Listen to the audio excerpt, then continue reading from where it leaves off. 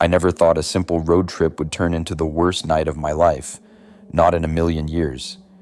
It started as one of those last-minute ideas that feel harmless at the time. Late September, a Friday evening, nothing to do, and my friend Josh suggested we drive out west from Austin toward the desert, just to clear our heads. We were both in our mid-20s, tired from work, bored with routine, and craving that empty road feeling where everything feels possible.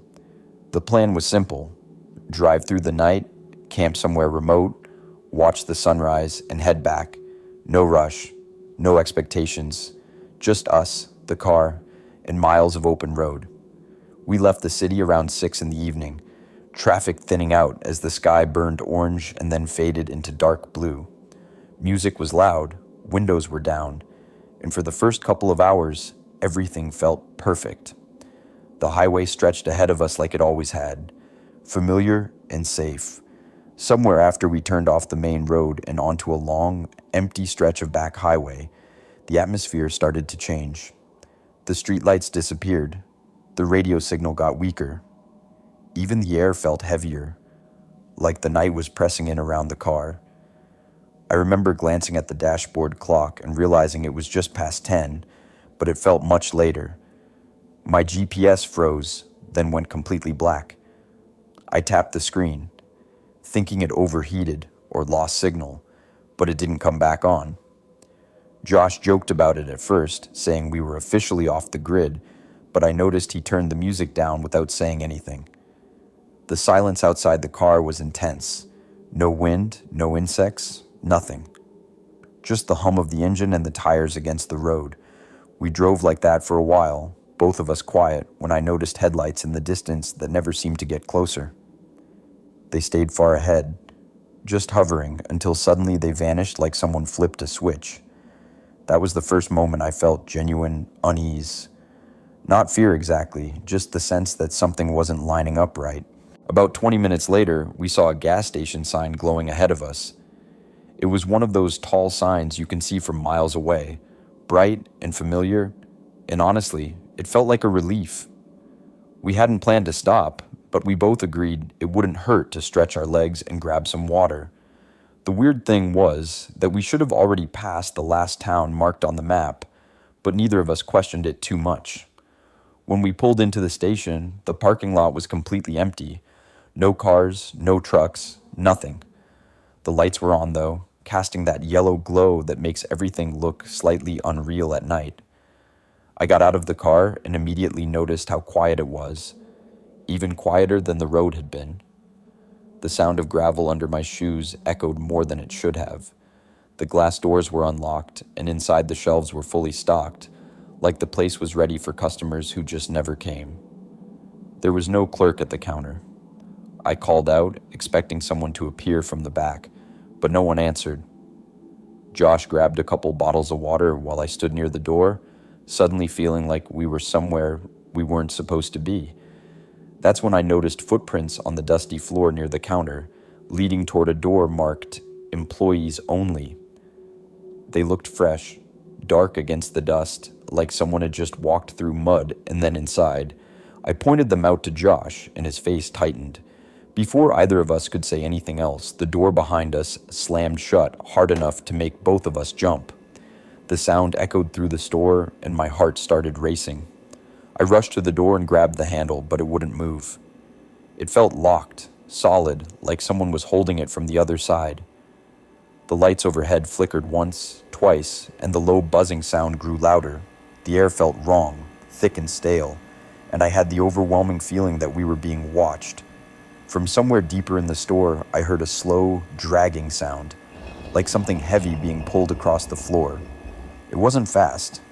It wasn't aggressive. It was deliberate, and it was getting closer. I tried the door again, panic rising, and whispered Josh's name. He was standing frozen a few feet behind me, staring at the reflection in the glass of one of the coolers. I followed his gaze and felt my stomach drop. In the reflection, behind us, there was a tall shape standing in the aisle. It didn't move, didn't make a sound. It was just there, thin and wrong, its head tilted slightly as if it were studying us. I couldn't see a face, just a darker patch of darkness against the dim light. The dragging sound stopped. The lights flickered violently, then went out completely. The store was plunged into darkness so deep it felt suffocating. I don't remember deciding to move, but suddenly I was pulling on the door again, and this time it gave way. We ran. We didn't look back. We didn't stop until we were in the car with the doors locked and the engine roaring to life. As we sped out of the parking lot, I glanced in the rearview mirror. The gas station was completely dark, no lights at all, like it had been abandoned for years. The sign that had drawn us in was gone too. Just empty road behind us. We drove in silence for a long time after that. Neither of us tried to explain what happened. We didn't joke. We didn't rationalize. We just drove until the sky started to lighten and the desert slowly came back into view. When we finally got cell service again, I checked the map out of morbid curiosity. There was no gas station where we had stopped. No business, no building, no record of anything ever being there. Just a stretch of road marked as empty land. We ended the trip right there and turned back without ever camping. To this day, I don't know what we walked into that night. I don't know if it was something abandoned, something hidden, or something that was never meant to be found at all. All I know is that some roads aren't as empty as they look, and some lights in the distance aren't meant to guide you.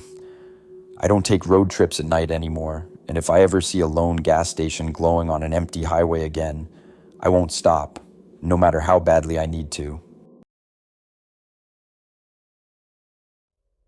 I never told anyone this story until now, because I still don't have an explanation that makes sense, and I know how it sounds. This happened 4 years ago when I was 28, and at the time, I was driving from Denver to Sacramento alone to start a new job. I'd planned the trip carefully, booked cheap motels along the way, and told myself I'd enjoy the solitude. I left Denver late in the afternoon, thinking I'd drive through the night to avoid traffic and make better time. The first few hours were uneventful, just long stretches of highway, podcasts playing softly, and the comfort that comes from being inside a moving car with nowhere else to be. By the time night fully settled in, I was deep into a stretch of road that cut through empty land, the kind of place where towns are marked on signs but never seem to appear. I remember checking the clock and realizing it was close to midnight, though it felt much later. That was when the road started to feel wrong. Not dangerous, not obviously threatening, just unfamiliar in a way that made my chest feel tight.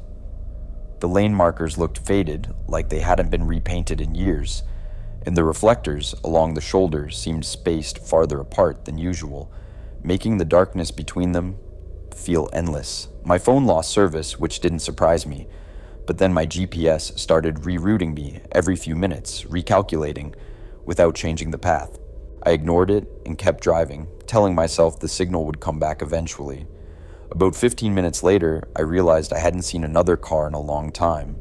No headlights behind me, none coming toward me, not even distant taillights ahead. The road felt abandoned, like I was the only person left using it. I turned the radio on for some background noise, but every station was nothing but static, even the local AM channels that usually come through anywhere. The silence between bursts of static felt heavy, and I found myself gripping the steering wheel tighter without realizing it. That was when I saw the first sign that something was wrong. Up ahead, in the middle of the road, there was what looked like a stopped car. No hazard lights, no headlights, just a dark shape sitting dead center in my lane. My heart jumped into my throat as I slowed down, flashing my brights. The shape didn't move. As I got closer, I realized it wasn't a car at all. It was a road sign, one of those temporary construction signs mounted on a stand, turned sideways so it blocked part of the lane. There was no construction zone, no cones, no warning signs leading up to it.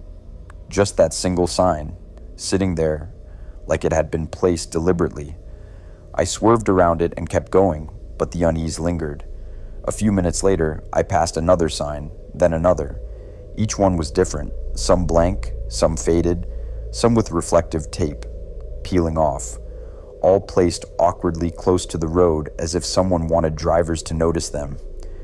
I told myself it was probably leftover equipment from an old project, but the explanation felt thin. Then I noticed something else. My headlights were catching movement on the shoulder of the road. At first, I thought it was wildlife, deer or coyotes, but the shapes were too tall and stayed just outside the beam of light. Every time I tried to focus on them, they slipped back into the darkness. My pulse picked up. I sped up slightly, hoping to put whatever it was behind me. That's when I saw the hitchhiker. He stood on the right side of the road, arm out, head down, illuminated suddenly by my headlights. He was tall, wearing a jacket that looked too heavy for the weather, and his face was shadowed by a hood. Under normal circumstances, I wouldn't have stopped anyway, but something about him made my stomach twist. He didn't move when I passed. He didn't look up. He just stood there, frozen like a mannequin. I checked my mirrors as I drove on, and that's when I saw him again. He was farther down the road now, standing in the same position, arm out, head down, as if he'd been placed there ahead of me. My mind scrambled for an explanation. There was no way he could have moved that fast. I told myself it was a trick of perspective, exhaustion playing games with me. But then I saw him again, and again. Every few minutes, there he was. Always ahead, never reacting, never moving. The road began to feel like it was looping, even though the scenery didn't repeat. Panic crept in, cold and sharp.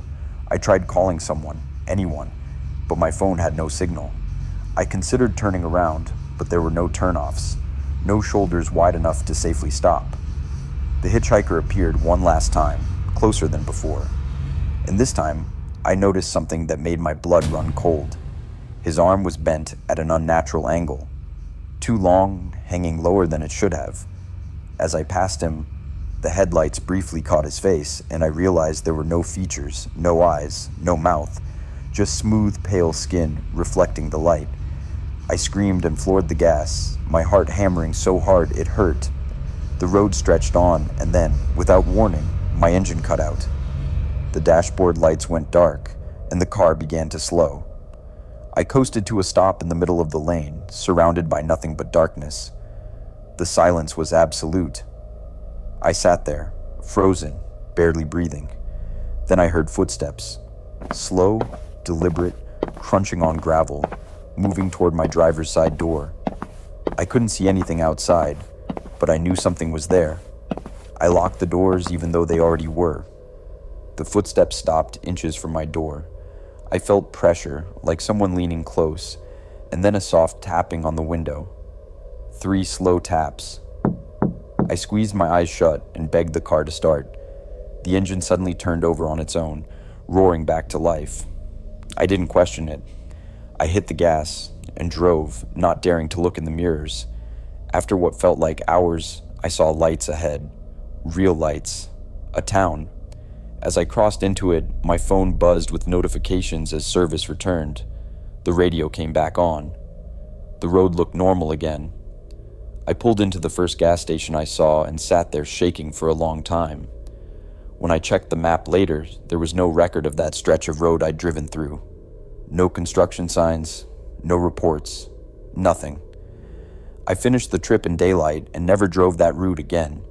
Even now, when I drive at night and see someone standing on the side of the road, arm out, I feel my chest tighten and I speed up, because I learned that not everything you see on the highway is trying to get somewhere.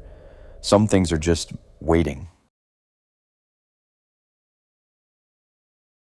I never thought I'd be afraid of highways, but after what happened, I avoid them at night whenever I can. This took place last summer when I was 27. Driving from Minneapolis to a small town in North Dakota for a friend's wedding. I left later than planned, close to 8 in the evening, telling myself I'd be fine since the drive was mostly straight roads and open farmland.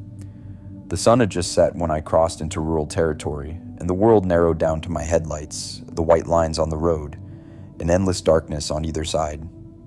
At first it was peaceful. The radio played quietly, and I enjoyed the sense of isolation. By the time it was close to midnight, The peace had faded into something uncomfortable. I realized I hadn't passed a single car in over an hour. No headlights, no taillights, nothing. Even for that part of the country, it felt wrong. I checked my phone for signal and saw I had one bar that kept dropping in and out. The GPS still showed my route, but the estimated arrival time stopped updating, frozen like the app had given up. I told myself it was just bad coverage and kept driving.